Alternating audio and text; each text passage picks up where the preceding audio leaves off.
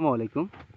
সুপ্রিয় কৃষক কিষানী ভাই ও বোনেরা, ধারাবাহিকভাবে আমি এবছর শীত মৌসুমে কি কি ফসল করতেছি সেটাই আপনাদেরকে আজকে দেখাবো।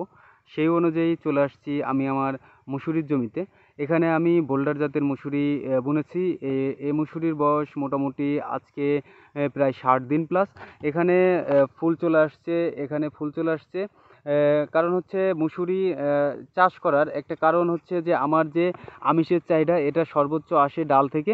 তো মুসুরির ডালটা হচ্ছে সর্বোচ্চ আমিষযুক্ত একটা খাবার, যার জন্যে আমি একজন চাষি হিসাবে কখনোই হচ্ছে যে অন্যর কাছে কোনো কৃষিজাত পণ্য ক্রয় করব না। তারই ধারাবাহিকতায় আমি হচ্ছে যে মুসুরি এখানে রোপণ করেছি।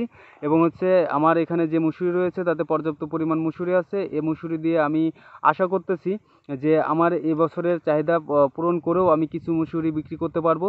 এবং হচ্ছে এতে করে যেটা হবে সেটা হচ্ছে যে আমি নিজে দেশকে চাই যে দেশ খাদ্যে স্বয়ংসম্পূর্ণ হোক। এবং আপনারা যারা চাষি আছেন, যারা চাষের সাথে যুক্ত আছেন, যারা চাষিকে অতপ্রত্যভাবে সহযোগিতা করে থাকেন, যারা চাষকে ভালোবাসেন, তাদের সবাইকে বলবো যে আপনারা আমাদের নিজের দেশের মাটিকে যেন স্বয়ংসম্পূর্ণ করে খাদ্যে স্বয়ংসম্পূর্ণ আসতে পারে সেই লক্ষ্যে সবার সাথে থাকার জন্য এবং কাজ করার জন্য।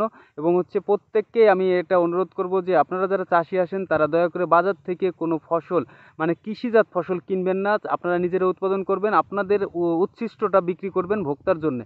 এতে করে আমাদের অনেকটাই চাহিদা ফিলাপ হবে এবং আমরা স্বাবলম্বী হতে পারবো। তো আজকের মতো এখানেই বিদায় নিচ্ছি। পরবর্তী ভিডিও আসার আগ পর্যন্ত সকলে ভালো থাকবেন। আসসালামু